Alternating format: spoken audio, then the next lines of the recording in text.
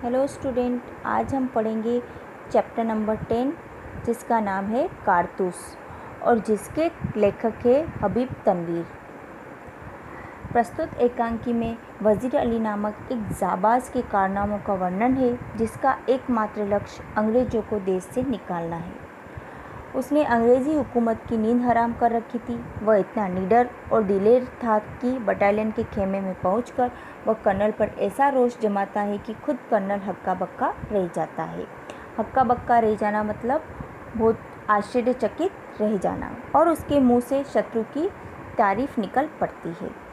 अब ये घटना सन 1799 की है और वहाँ पर कर्नल, लेफ्टिनेंट और सिपाही और सवार थे और रात्रि का समय था।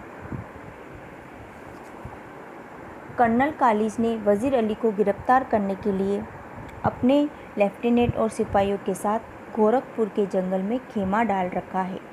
हफ्तों हो चुके फिर भी वह वज़ीर अली को नहीं पकड़ सके। वज़ीर अली उनके हाथों नहीं आ सका। सिपाही जंगल में रहते रहते तंग आ चुके हैं। कर्नल को वज़ीर अली की दिलेरी और हरकतें रॉबिन हुड की याद दिलाती है। रॉबिन हुड भी वज़ीर अली की तरह ही बहादुर जाबाज सिपाही था। आसिफ उद्दौला अवध का नवाब था। उसका भाई था सादत अली। आसिफ उद्दौला के यहाँ लड़की की कोई उम्मीद नहीं थी, तो सादत अली समझता था कि वो ही गद्दी पर बैठेगा। लेकिन फिर जब वज़ीर अली का जन्म हुआ तो सादत अली ने उसको मौत के घाट उतारने का सोचा। वज़ीर अली ने अवध पर 5 महीने हुकूमत की थी। इन 5 महीनों में उसने अवध के दरबार और अंग्रेजी प्रभाव से मुक्त रखने में लगभग कामयाबी पा ली थी। वह अंग्रेज़ों का दुश्मन बन गया था। अंग्रेजी फ़ौज उससे खौफ खाती थी और उसे गिरफ्तार करना चाहती थी। जब वो अंग्रेज़ों का दुश्मन बन गया तो अंग्रेज़ यही चाहेगी कि जल्दी से जल्दी उसको पकड़ के उसको मार दिया जाए, नहीं तो वह कुछ न कुछ ऐसा कारनामे करेगा कि अंग्रेज़ों को उससे हार माननी पड़ेगी। इसलिए अंग्रेज़ उससे डरती थी। सादत अली नवाब आसिफ उद्दौला का भाई था। वह बहुत ऐश पसंद आदमी था। अंग्रेज़ों को अपनी आधी सल्तनत तथा 10 लाख रुपए नकद देकर वह अवध के तख्त पर आसीन हो गया। अंग्रेज़ों ने वज़ीर अली को उसके पद से हटाकर बनारस पहुंचा दिया और उसके लिए 3 लाख रुपया सालाना वजीफ़ा मुकर्रर कर दिया गया।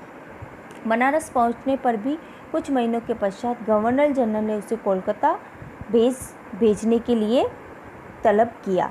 इस पर वज़ीर अली को बहुत गुस्सा आया। पहले तो उसको उसके पद से हटाकर बनारस भेज दिया गया। फिर बनारस से गवर्नर चाहती थी कि वह कलकत्ता चला जाए। इससे वह बहुत क्रोधित हुआ। वह बनारस में रहने वाली कंपनी के वकील के पास इसकी शिकायत करने पहुंचा। वकील ने उसकी शिकायत पर कोई ध्यान नहीं दिया तो उल्टे उसे भला बुरा सुना दिया। फिर वकील की बातें वज़ीर अली को बर्दाश्त नहीं हुई। उसने खंजर निकाला और वकील का कत्ल कर दिया। हत्या के बाद वह अपने जाबाज साथियों के संग आजमगढ़ की ओर भाग गया। वहाँ से घूमता घूमता वह गोरखपुर के जंगल में पहुँचा था और वहीं यह अपने गिरोह के साथ भटक रहा था। अब वह सादत अली को उसके पद से हटाकर अवध पर कब्जा करने की योजना बना रहा था। सादत अली ने उसका पद छीना तो अब वो चाहता था कि वो भी सादत अली को उसके पद से हटाकर अवध पर अपना कब्जा कर ले। वह कर्नल कालीज ने उसे गिरफ्तार करने के लिए इस जंगल में खेमा डाल रखा था। अब कर्नल कालीज चाहता था कि उसको गिरफ्तार कर लिया जाए। एक दिन खेमे से दूर काफ़ी धूल उड़ती दिखाई देती है। कर्नल को पता चलता है कि एक घुड़सवार तेज़ी से उधर चला आ रहा है। वह सिपाहियों से उस घुड़सवार पर नज़र रखने के लिए कहते हैं। घुड़सवार खेमे पर पहुंचता है। वह कर्नल से मिलने के लिए इजाज़त लेकर अंदर जाता है। वह कर्नल से पूछता है कि यहाँ यह खेमा क्यों डाल रखा है, किस मकसद से आप लोगों ने यहाँ पर खेमा डाल रखा है। तो कर्नल उसको बताता है कि वज़ीर अली को गिरफ्तार करने के लिए। सवार कहता है कि वज़ीर अली को गिरफ्तार करना मुश्किल है। वह कर्नल से वज़ीर अली को गिरफ्तार करने के लिए कारतूस की मांग करता है। तो वह कहता है कि वज़ीर अली को गिरफ्तार करना बहुत मुश्किल है। अगर तुम चाहते हो कि वज़ीर अली गिरफ्तार हो तो मुझे कारतूस दो। कर्नल उसे 10 कारतूस देते हैं और उसका नाम पूछते हैं। सवार जाते जाते जवाब देता है वज़ीर अली। फिर वह सरपट घोड़ा दौड़ाते हुए निकल जाता है। कर्नल दंग रह जाता है। तो सवार स्वयं वज़ीर अली था और अंत में उसने नाम बताया था। कर्नल खड़ा का खड़ा रह जाता है और कुछ भी नहीं कर पाता है और वो वहाँ से चला जाता है। वज़ीर अली वहाँ से घोड़े को लेकर चला जाता है। इस प्रकार इस एकांकी में वज़ीर अली नामक एक ऐतिहासिक दिलेर पात्र के हक्का बक्का कर देने वाले कारनामों का वर्णन किया है।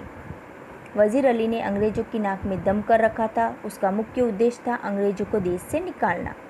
उसके काम करने का ढंग इतना अद्भुत था कि अंग्रेज़ अधिकारी दांतों तले उंगली दबाते थे। Thank you.